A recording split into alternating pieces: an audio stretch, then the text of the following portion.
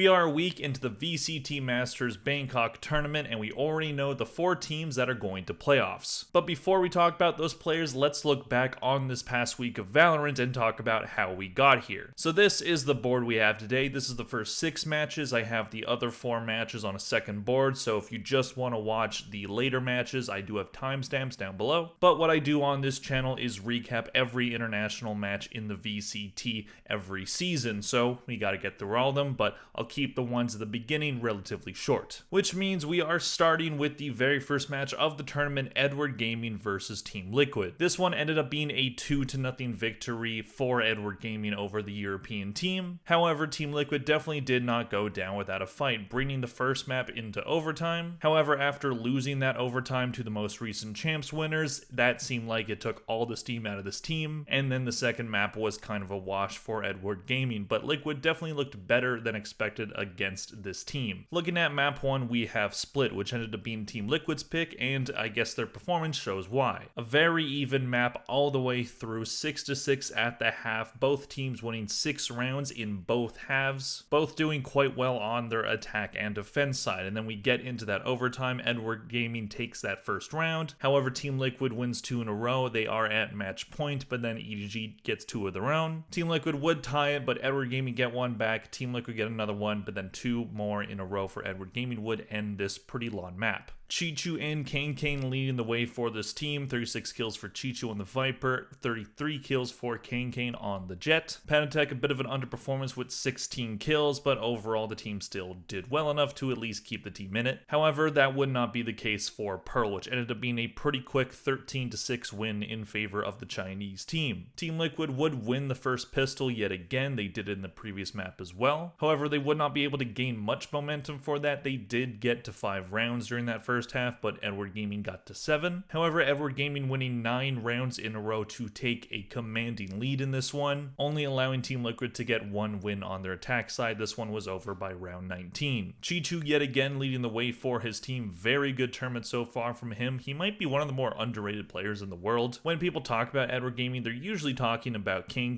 deservedly so, but Chichu is such an important part of this team. However, only one person going positive on the side of Team Liquid. That was Nats with 13 kills on the chamber. As I said, that first map being such a grueling map definitely made this team run out of steam for that second map. Looking at the team MVPs on the side of Edward Gaming, we have the aforementioned Chichu. He went 54, 35, and 15 and had 7 separate rounds where he got 3 kills. And on the side of Team Liquid, Camo had a decent match. He went 48, 39, and 7, and he had 1 4K. So overall, a pretty impressive performance by Team Liquid despite the loss. Edward Gaming is a very good team, and they had the opportunity of taking the wins out of them early in this tournament by beating them on that first map. However, Edward Gaming got their stuff together and is starting to look like the team that won champions. They have been storming throughout this tournament. Team Liquid had a decent tournament after that as well. However, only one of those teams are in playoffs, but we'll get to that later. Moving on to the second match that we have DRX versus Sentinels. Now, Sentinels' second match of this tournament also did not go well for them, so that was a lot more conversation worthy. However, looking back on this match against DRX, this is where their problems started. DRX looking very strong against the North American team, doing what DRX usually does and starts a tournament pretty good. They did the same at Champions in 2024. They usually falter later in tournaments, which did end up happening, but this was a very strong start for this team. They looked really scary after this match, especially on that first map. Sentinels just did not get anything going. Looking at map 1, we have Lotus, a map that Sentinels have been pretty good on, and this was their pick. However, this match did not go in their favor for this map. 13-3 was the final score here. All of those 3 rounds coming on their defense side on this attacker-sided map. DRX win the pistol. They end up getting to a 5-1 lead. Sentinels try to get 2 on the retake. They are successful, but after that, not so much. 8 rounds in a row to end this one very early for DRX. Freeing having a great map for himself, 18 kills plus 13 on the Tejo, whereas every single member of Sentinels was going negative. No one getting more than 9 kills. No one reached double digits. An especially rough map for both John QT and Narrate. John QT getting 6 kills on the Viper and Narrate getting 5, as well as Zelsis on the Vise only getting 5 kills, and he's looked phenomenal on this map on this character.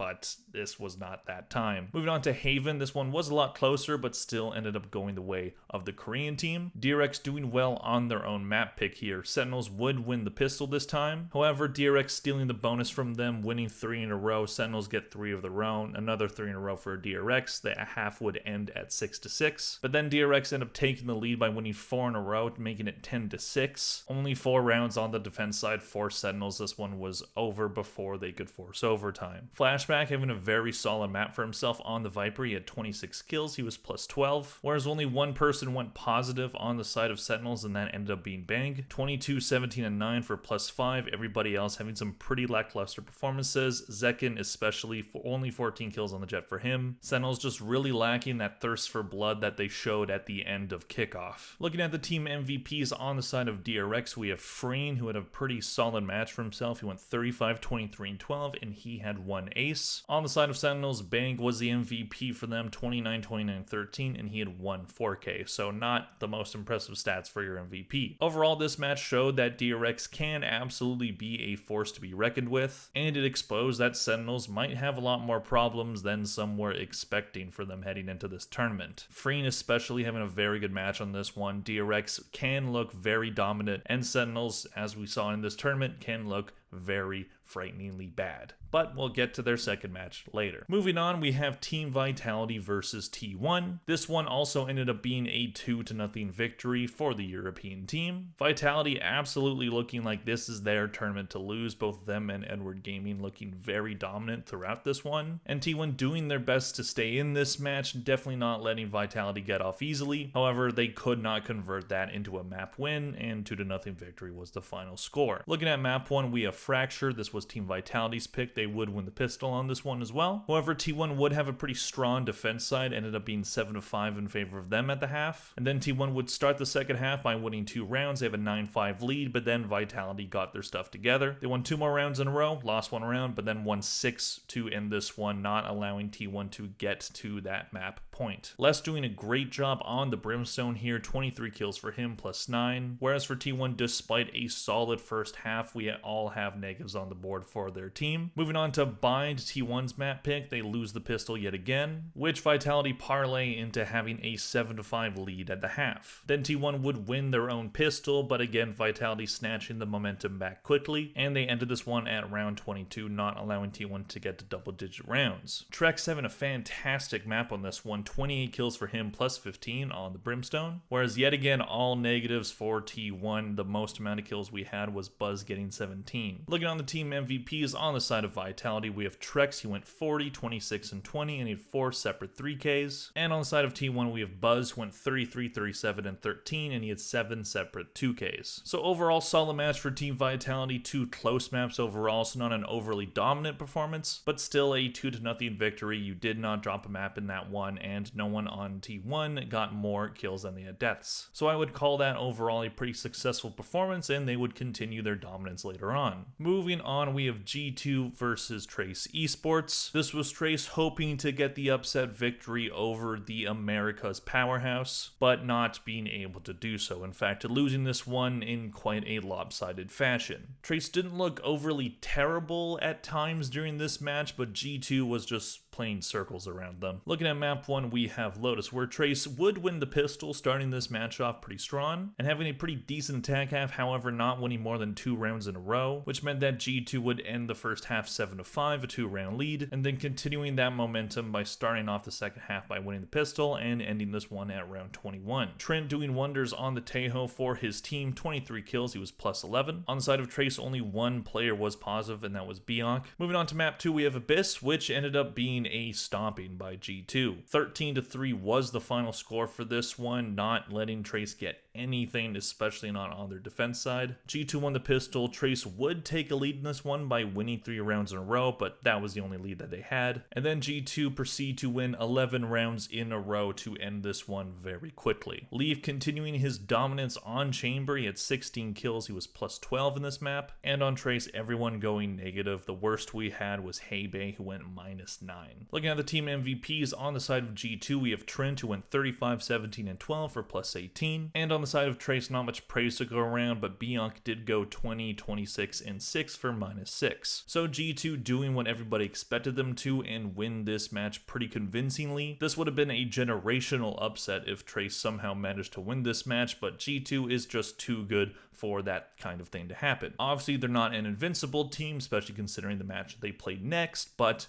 they're still a very solid team, and this one was a bit of a wash for them. Moving on, we have Team Vitality versus DRX. This one ended up being a pretty competitive match, being the first match of this tournament that went to 3 maps. DRX not letting Team Vitality get this victory easy. In fact, Vitality did beat both teams from the Pacific region in this tournament, and DRX got the closest to beating them, but still could not get it done on that 3rd map. Even when Vitality has some players on their team struggling, they have such a depth of talent that they can just power through it. And that is exactly what they did. When the going got tough for this team, they were able to just have Durka or Less or Safe just end up clutching rounds for them, and it was all okay. Looking at map 1, we have Bind, which was Team Vitality's pick. They ended up winning this one 13-8, winning the pistol and parlaying that into having a pretty dominant side on defense, not allowing DRX to get more than 1 round in a row on their attack side. But then DRX would end up winning the pistol in the second half, hoping that they could build some sort of a comeback. However, that did not happen, and Vitality ended this one at round 21 before DRX could get to double digits. High-End Min having a pretty solid map for himself, 23 kills on the Yoru, being the only player that went positive on his team. Whereas on the Vitality side, positives across the board aside from Safe, Durka did end up top fragging with 21 kills. However, moving on to DRX's map pick, Abyss, DRX would end up winning this one. Definitely looking a bit dicey for them at first. They would win the pistol, but Vitality would steal it right back. And while the half did end up being 6-6, Vitality would win the pistol in the second half, getting the score to 9-6, but then DRX started to have a very strong attack side, ended up winning 3 rounds in a row to tie the game up, and then getting this one done at the very last round before overtime. Mako showing his experience on this one, 25 kills for him, +9, and Durka once again leading the charge for his team, 32 kills on the Jet. He would have been the reason why this team won if they had won this map. And then we move on to the Decider map, which ended up being split. This one was a 13-11 win for Team Vitality. DRX starting this one off strong. They won the pistol, they won the second round, and then they won 4 in a row right after that. However, even though they were down 6-2, Vitality did not let them sway their confidence. They won 4 in a row themselves to tie it up. And then Vitality parlayed that into winning the first 4 rounds of the second half. That is 8 rounds in a row for them. DRX doing their best to keep themselves in it, but Vitality is just too good. They got this one done right before overtime yet again. Freen doing his best on the Tejo to keep his team in this one, +10 for him, 24 kills. And Durka once again leading the charge for his team, 25 kills for him on the Rays. Looking at the team MVPs, on the side of Team Vitality, we have Durka, who went 78, 54, and 10 for +24. And on the side of DRX, Hyman had a pretty solid match overall, 59, 55, and 15, and he had 5 separate 3Ks. So Vitality qualify for playoffs by winning this one, narrowly escaping getting upset by the Korean team. But in those moments of adversity, Vitality were able to weather the storm and use their vast amount of skill to get things done. This team still looks very scary, being one of the 2 teams that went 2-0 in that Swiss stage, and that's really not much of a surprise if you know this team. So can they continue that into a strong playoff and win this whole thing? We shall see. And for DRX, really good showing against one of the top teams in the entire world. For them, this might have at least been a confidence booster despite the loss. However, things would not go their way later on, but we'll get to that one in a bit. Moving on to the last match of this board, we have Edward Gaming versus G2. This one being a pretty close match until that last map. Very long overtime in that first map going the way of G2. They could have put the kill shot in EDG in that second map. However, Edward Gaming, there's a reason why they won champs, and there's a reason why they're doing very well at this tournament. They stayed composed and they got things done. G2 still looked quite strong, but that third map was definitely more of a disaster than you're expecting from a team of this caliber. Looking at map 1, we have Pearl, which ended up being a 18-16 scoreline in favor of G2. Incredibly even halves all around here, both teams doing quite well on each side. EDG ended up having a 6-2 lead at round 8, but then G2 would end the half by winning 4 in a row to tie this one up. But then EDG would win win the second pistol as well, winning both pistols in this map. But G2 being pretty strong on this map would end up having a pretty solid attack side after that, but they could not win this one when they got to map point. Edward Gaming did tie the game, and then we have a pretty back and forth overtime, both teams getting to that map point but then losing the next round, and G2 would finally get it done at round 34. G2 yet again with a great showing, 33 kills for him on the Vice plus 11 for him. Kankian as well with a solid map, 28 kills for him on the Yoru. Whereas for G2, a bit of a disappointment from both Leaf and Jonah P, but Trent, Valen, and Jogamo all having strong games, every single one of those players getting 26 kills, and they ended up winning the map, so a bit of an underperformance, not that big of a deal. However, the story would not continue in their favor on Bind. This one was Edward Gaming's pick, and they won it 13-8. EDG yet again winning that pistol. They did have a 4-1 lead at round 5, and despite G2's best efforts, the first half ended 8-4 in favor of the Chinese team. And then EDG yet again won the pistol, but G2 would steal it right back after that, winning 4 in a row. Almost tying the game, but Edward Gaming winning 4 in a row right after that shut down the hopes of a comeback. Smoggy having probably his best map of the tournament so far with 18 kills on the Brimstone, whereas only one player on G2 ended up going positive, and that was Jogmo. So this one was a loss for G2 where they didn't get to double-digit points. They were behind most of this game. However, they're going into a third map. They can recover there. They can do well here, show that they can beat this champions winner team. However, that would not happen, and Edward Gaming would stomp on the America's first seed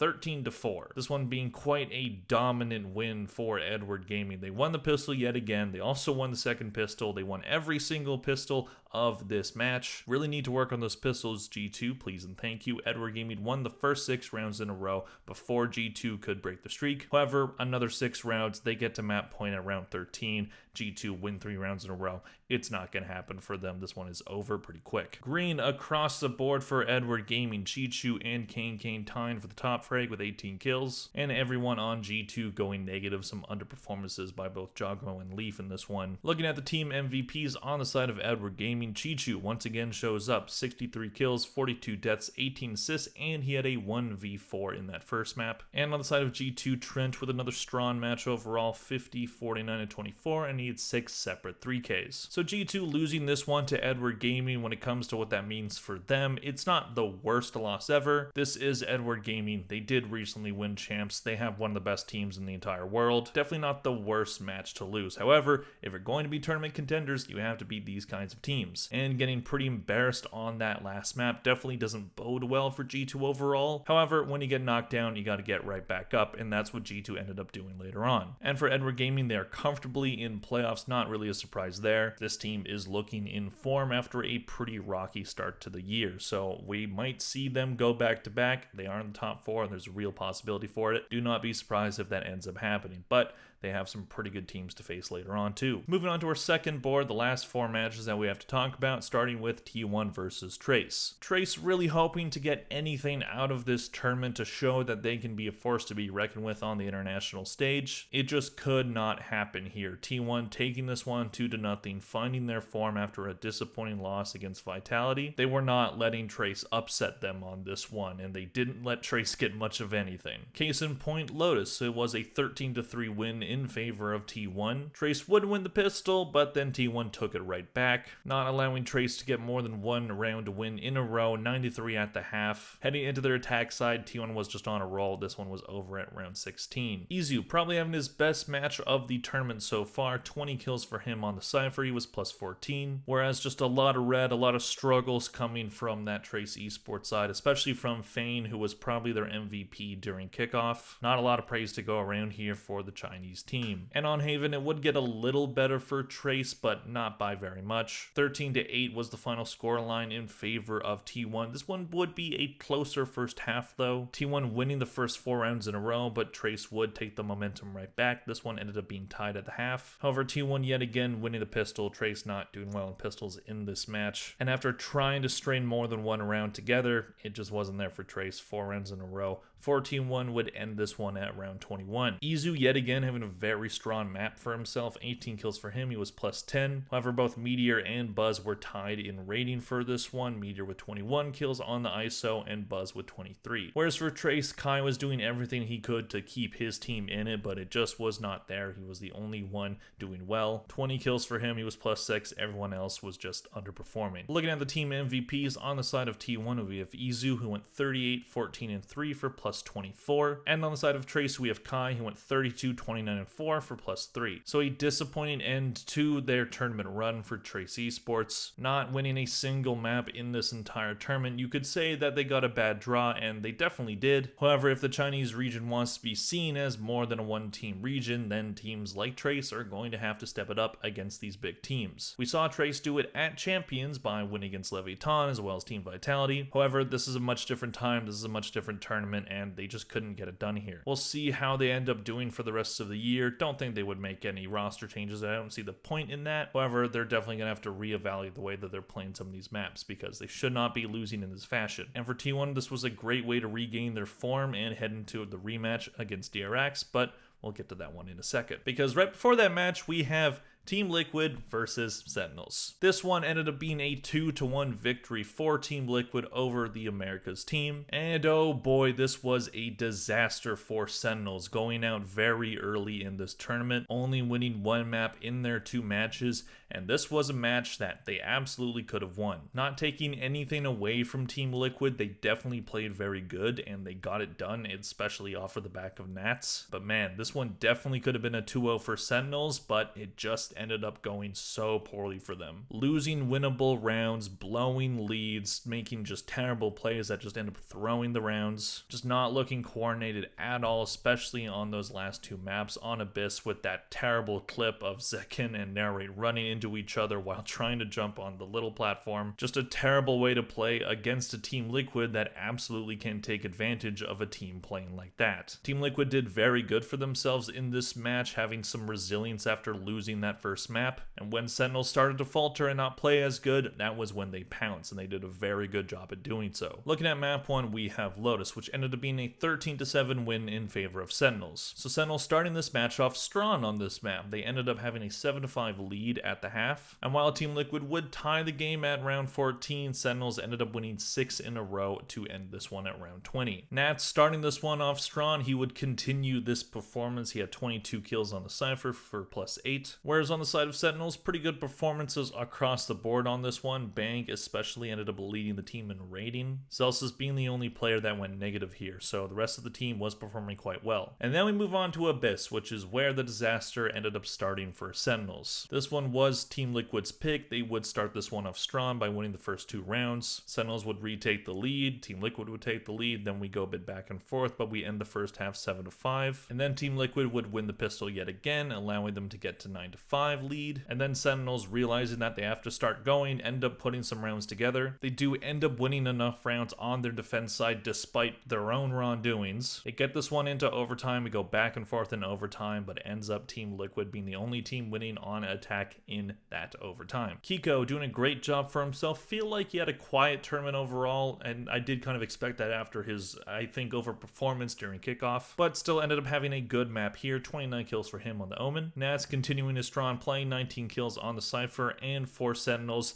Definitely some concerning performances here, and even though both Narrate and Zekin definitely had their bad moments, definitely had their blunders, both players still ended up doing well on the scoreboard overall. 33 kills for Narrate, so we top frags in the entire match, but just wasn't enough. 25 kills for Zekin, so in this map it seemed like individual skill was getting them those round wins instead of coordinated, smart team play, which was definitely making Kaplan rip his hair out and beat Qbert to a pulp. However, map 3, which was Bind, would be where Sentinels just flame out of the tournament in spectacular fashion. 10 rounds in a row for Team Liquid, ended up having a 11-1 lead at the half. Absolutely embarrassing Sentinels. Sentinels just in a bad mood, again losing winnable rounds, having some terrible plays by getting onto the site, and then Nats is like in the corner, and then they throw a bird at him so they know he's there, they've blinded him, and yet still Celsius is just left out to dry trying to plant. No one helps him peek, and then Nats kills all of them. You can't lose this to Nat. You can't lose this to Nat. But he is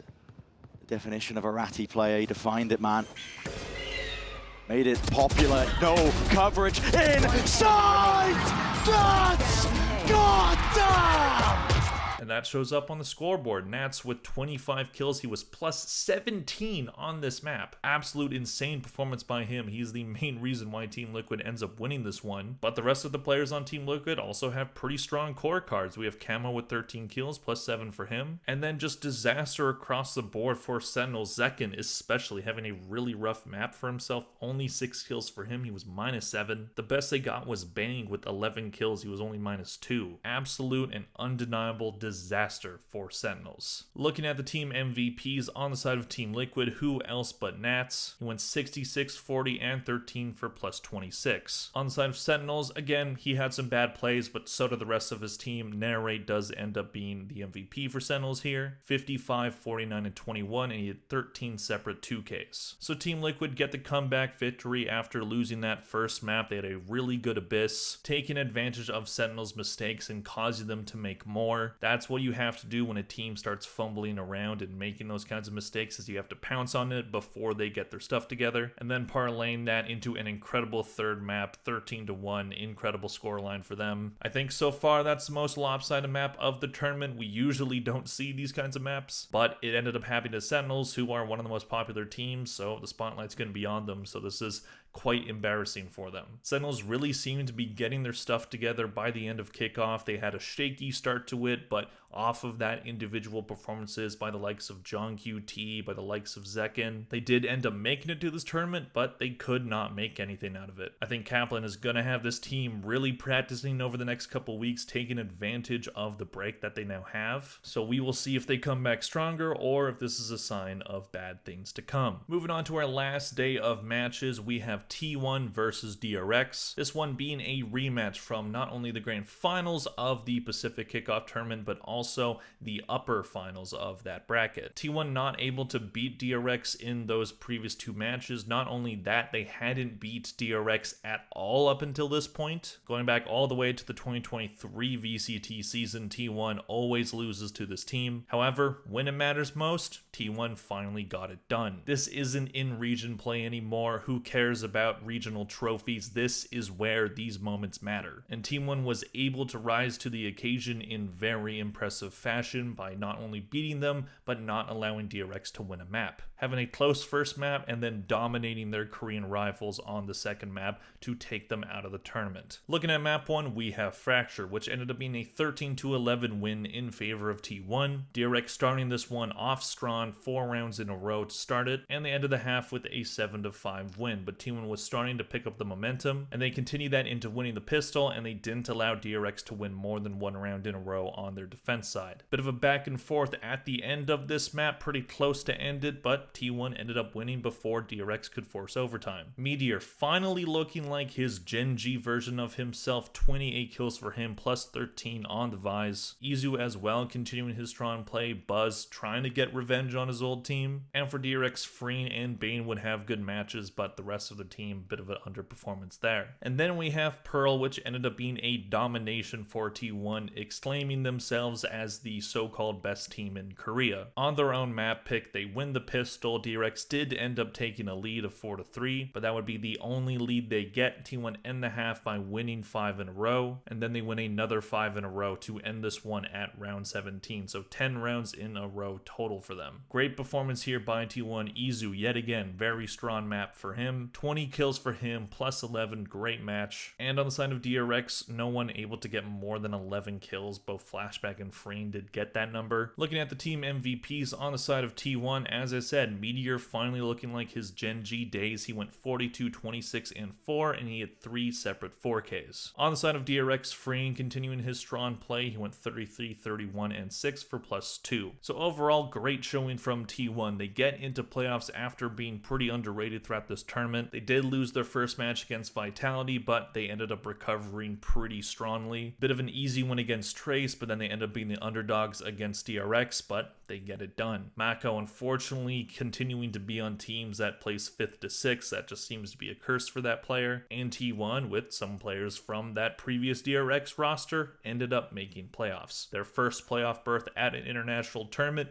We will see if they take advantage of it. Moving on, we have our last match of the video, G2 versus Team Liquid. Team Liquid looking to knock out not one, but both America's teams that attended this tournament, and G2 saying, nah, not a chance, not happening. Pretty strong performance by G2 here, regaining composure after that rough last map against Edward Gaming. Really good thing to see after losing a map like that. You have 2 maps like this that ended up going very favorably for you. G2 showing resilience and showing composure against a team that absolutely could have upset them, and winning this one meant that they are going to playoffs. Starting with map 1, very dominant win here by G2 despite losing the pistol. They ended up winning 6 rounds to end that first half on their defense side, having an 8-4 lead, and then they would win that second pistol. They get to 11-4 scoreline. Team Liquid win one of their own, but was not enough. This one is over at round 18. Jonah P, who's been a bit quiet this tournament overall, having a recovery map here, 16 kills for him on the breach. Nats and Kamek trying to keep their team in this one, but it just was not enough. Then moving on to Lotus, Team Liquid would do a little bit better here, but not by much. 13-7 win for G2. Team Liquid yet again winning that first pistol, doing decent on pistols in this tournament for that team. However, yet again, G2 not letting them get far ahead of themselves, tying the game and then taking the lead, but then it would end up being tied at the half. So Team Liquid still have a chance for this one, but they lose that second pistol, and that kind of spells the end for this team. They only got 1 win on their attack side, G2 being a very solid team on defense. Valen with probably his best map of the tournament so far, 20 kills for him on the Omen, he was plus 11. Nats yet again turning back the clock to 2021 version of himself, just was not enough. He had 20 kills in this one. Looking at the team MVPs on the side of G2, we have Valen showing up for the first time of this tournament. He went 32, 20, and 13 for plus 12. And on the side of Team Liquid, yet again, it was Nats who went 37, 29, and 5 for plus 8. As I said, he was turning back the clock, looking like Gambit Nats. So this would end Team Liquid's run at VCT Masters Bangkok. Honestly, still pretty impressed with this team. They were an unexpected entry into this tournament, but it seems like when they beat teams, they beat them pretty convincingly. Looking at their match against Team Heretics at kickoff, looking at those last 2 maps against Sentinels, this team definitely has some potential, and if they find a bit more consistency and learn how to not lose that first map at the international level, then they could definitely find themselves qualifying for both Toronto as well as Paris, but